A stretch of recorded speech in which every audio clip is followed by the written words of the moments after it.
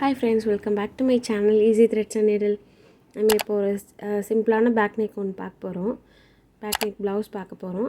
Back open கேட்டிருக்காங்க. அதனால் நான் ஹாஃப் இன்ச்சுக்கு வந்து ஒரு ஸ்ட்ரைட்டாக ஒரு லைன் போட்டு எடுத்துகிட்டு நெக்கு விற்று பார்த்திங்கன்னா 4 எடுத்துக்கிறேன். நெக்கோட இறக்கம் பார்த்திங்கன்னா பேக் நெக்கோட இறக்கம் பார்த்திங்கன்னா ஒரு 11.5 கிட்டே இருக்கும். இது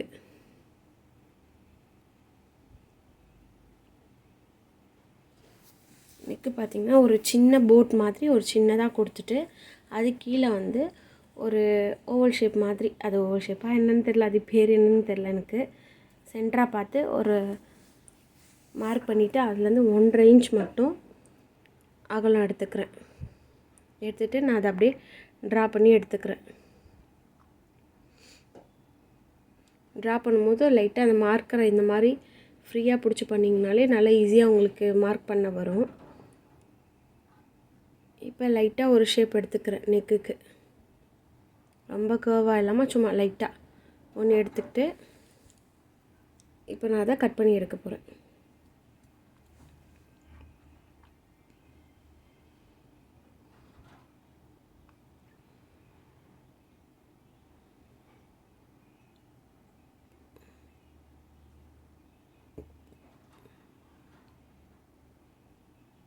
நான் வந்து இந்த ஹாஃப் இன்ச்சை கணக்கு பண்ணாமல் மார்க் பண்ணிட்டேன்.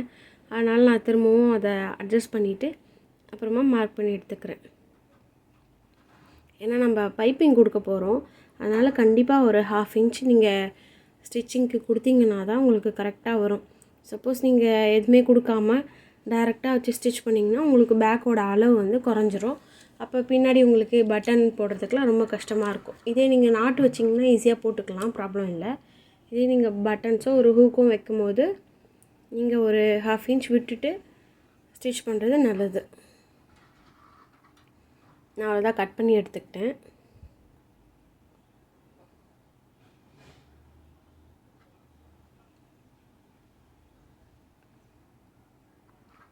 இதுக்கு வந்து சில்வர் பைப்பிங் தான் கொடுக்க போகிறேன், சில்வர் கலர் தான் கொடுக்க போகிறேன். இப்போ நான் எந்தெந்த பக்கம் நான் பைப்பிங் வைக்கணும்னு மார்க் பண்ணிக்கிறேன். ஏன்னா நான் நிறைய வாட்டி மிஸ்டேக் பண்ணியிருக்கேன், 2 ஒரே சைடாக வச்சு ஸ்டிச் பண்ணி நிறையா பார்த்துருக்கேன். அதனால் நான் இப்போயே முன்னவே மார்க் பண்ணிக்கிறேன். இப்போ நான் வந்து சிங்கிள் ஃபுட்டர் மாற்றிக்கிறேன்.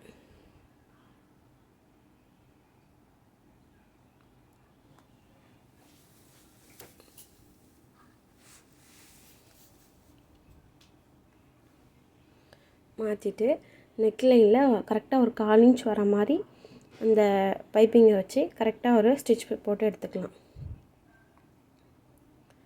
தைக்கும் போது கரெக்டாக நீங்கள் 1/4 இன்ச் தான் தைக்கிறீங்களா அப்படின்றத அடிக்கடிக்கு பார்த்துக்கோங்க.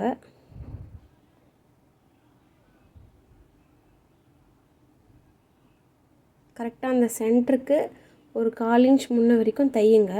தைச்சிட்டு மறுபடியும் நீடில் நிறுத்திட்டு டர்ன் பண்ணிவிட்டு அந்த முனெல்லாம் உங்களுக்கு தைக்கிறதுக்கு கொஞ்சம் கஷ்டமாக இருக்கும்.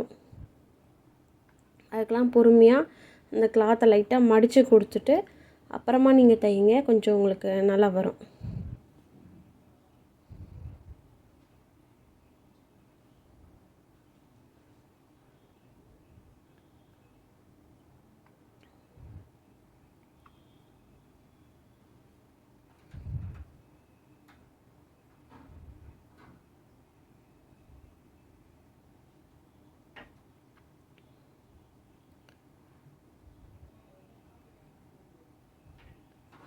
நான் அவ்வளோதான் 1/4 இன்ச்சில் பண்ணி முடிச்சிட்டேன், ஸ்டிச் பண்ணி முடிச்சிட்டேன். எக்ஸ்ட்ரா அவ்வளோதான் கட் பண்ணி எடுத்துகிட்டு இப்போ எனக்கு அந்த சென்டர் பார்ட் பார்த்திங்கன்னா ஒரு மாதிரி தூக்கிட்டுருக்கு. அதனால் நான் லைட்டாக கட் பண்ணி விட்டுறேன். அப்போ தான் என்னால் திரும்ப வச்சு அதை ஸ்டிச் பண்ண முடியும். இப்போ எனக்கு ஓரளவு கரெக்டாக வந்துருச்சு. இப்போ நான் மெயின் கிளாத் எடுத்துகிட்டு நல்ல பக்கம் எதுன்னு பார்த்து வச்சுட்டு அது மேலே இதை திருப்பி வச்சுருங்க. பைப்பிங் கீழே வர மாதிரி திருப்பி வச்சுட்டு ஸ்டிச் பண்ணுங்கள். கரெக்டாக அந்த நீங்கள் ஆல்ரெடி போட்டிருந்த ஸ்டிச் மேலேயே ஒரு ஸ்டிச் பண்ணிவிட்டு வாங்க, அவ்வளோதான். நீங்கள் ஸ்டிச் பண்ணும்போதே தெரியும் நம்ம பைப்பிங் விட்டு தாண்டி போகிறோமா இல்லை கரெக்டாக இருக்குமான்னு நீங்கள் அதை ஃபீல் பண்ண முடியும். கரெக்டாக அதை தொட்டு பார்த்து ஸ்டிச் பண்ணிகிட்டே வரும்போது உங்களுக்கு கரெக்டாக வந்துடும்.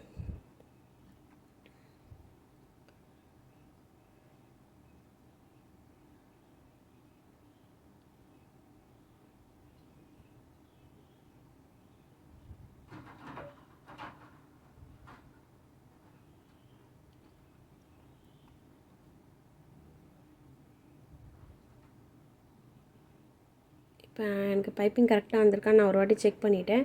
எனக்கு நல்லா நீட்டாக வந்திருக்கு. அதனால் நான் ஒரு 1/4 இன்ச் அளவுக்கு கிளாத் விட்டுட்டு பேலன்ஸ் உள்ளதெல்லாம் கட் பண்ணி எடுத்துடுறேன்.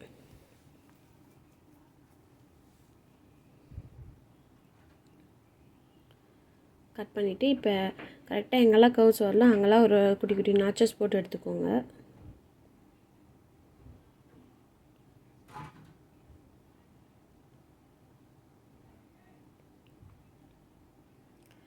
நான் இதில் எதாவது மிஸ்டேக்ஸ் பண்ணியிருந்தாலோ இல்லை வீடியோவில் எதாவது கிளாரிட்டி எதாவது ப்ராப்ளம் இருந்தாலும் எனக்கு நீங்கள் கமெண்ட்டில் சொல்லுங்கள்.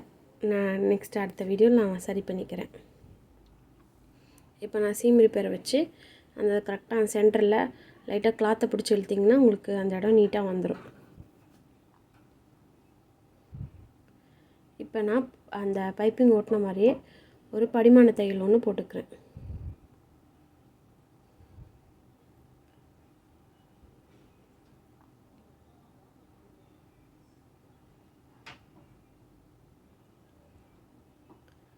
கரெக்டாக அந்த பைப்பிங் ஓட்டின மாதிரியே ஒரு ஸ்டிச்சஸ் போட்டு எடுத்துக்கலாம்.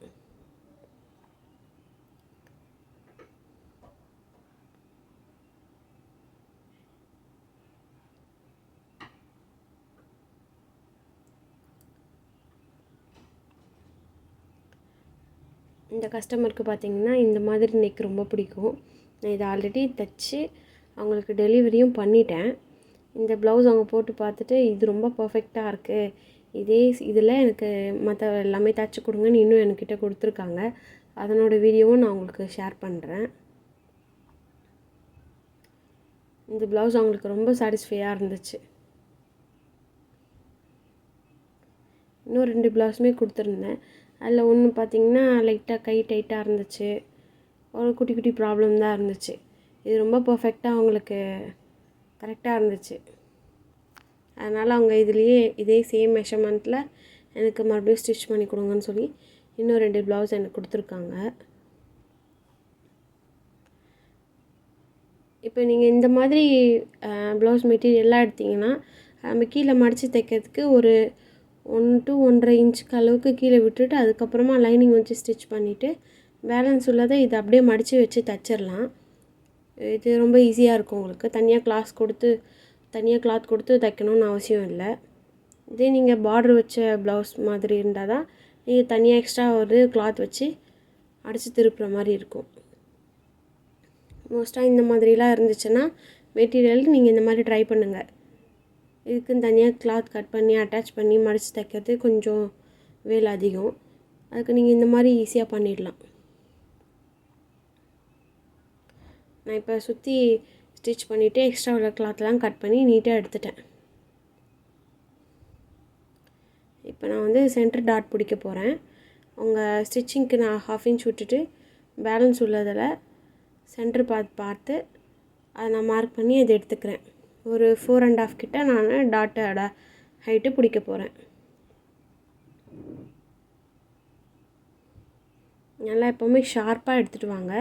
ஷார்ப்பாக எடுத்திங்கன்னா தான் பேக்கில் வந்து அந்த சுருக்கம் ஒரு இதுவாக தெரியாது, நீட்டாக இருக்கும் உங்களுக்கு.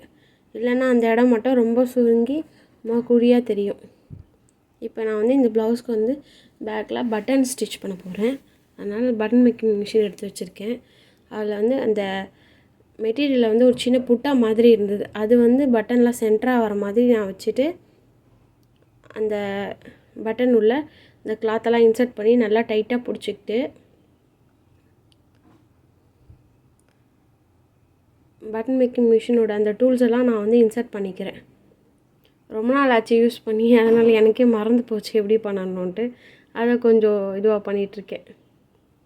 அவ்வளோதான். இது உள்ளே வச்சு ஒரு லாக் பண்ணிட்டிங்கன்னா நல்லா ஒரு டைட்டாக ஒரு ப்ரெஸ் பண்ணிங்கன்னா பட்டன் உங்களுக்கு ரெடி ஆகிடும். இதான் நம்ம ப்ளவுஸோட ஃபைனல் அவுட்புட். இப்படி தான் வந்திருக்கு.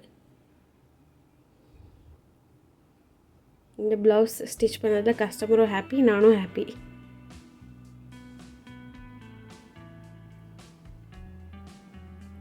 Thanks for watching.